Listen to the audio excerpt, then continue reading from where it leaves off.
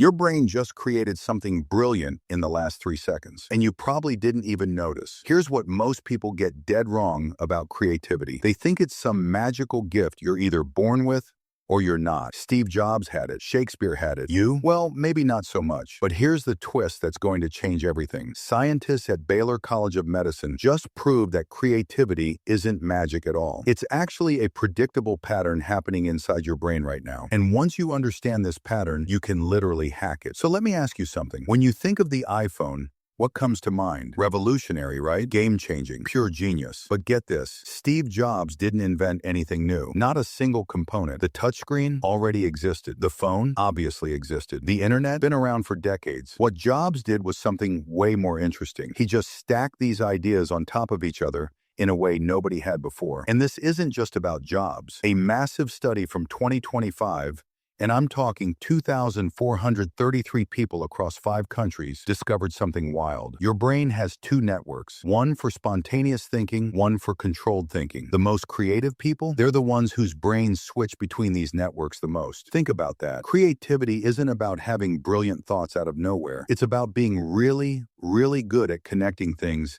that already exist in your head. And if you're sitting there thinking, okay, this is already making me see creativity differently, do me a favor, hit that like button real quick.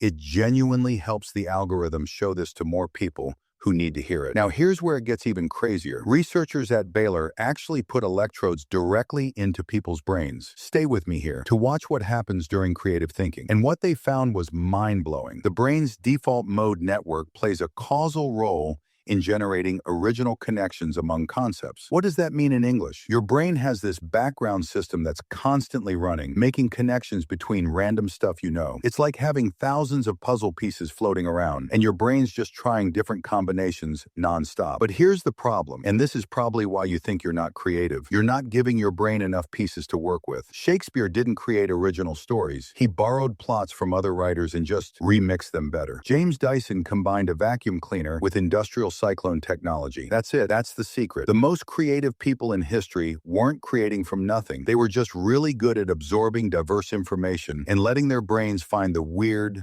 unexpected overlaps. Quick question for you. Have you ever had a moment where 2 completely random ideas suddenly click together in your head? Drop a comment below. I'm genuinely curious what that connection was. Okay, so here's the actual system you can use starting literally today. Step 1, absorb relentlessly. And I don't mean just read stuff in your field. Read weird stuff. Watch documentaries about subjects you know nothing about. Listen to podcasts on topics that seem boring. You're not wasting time. You're feeding your brain's connection machine. Research shows that people exposed to diverse ideas show increased individual creativity, especially if they're starting from a lower baseline. Your brain needs raw material. Step 2, write things down. Everything. That random marketing idea you had at 2 a.m., write it down. The weird observation about why your coffee shop arranges chairs that way, write it down. You're building your personal idea database. Step 3, and this is where the magic happens. Start looking for unexpected connections. Take an idea from one area and ask yourself, what if I applied this to something completely different? Here's what nobody tells you. Creativity isn't a talent, it's a system. Your brain is already wired to make connections. The neuroscience is clear on this. Those networks we talked about, they're in everyone's brain. The difference is just how much diverse information you're feeding them and how often you're letting them do their thing. Think about it like this. If you only ever read about marketing, your brain can only make marketing connections. But if you read about marketing, ancient Roman architecture, behavioral psychology, and how restaurants design menus, now your brain has way more pieces to work with. The iPhone wasn't born from someone thinking really hard about phones. It came from someone who understood design,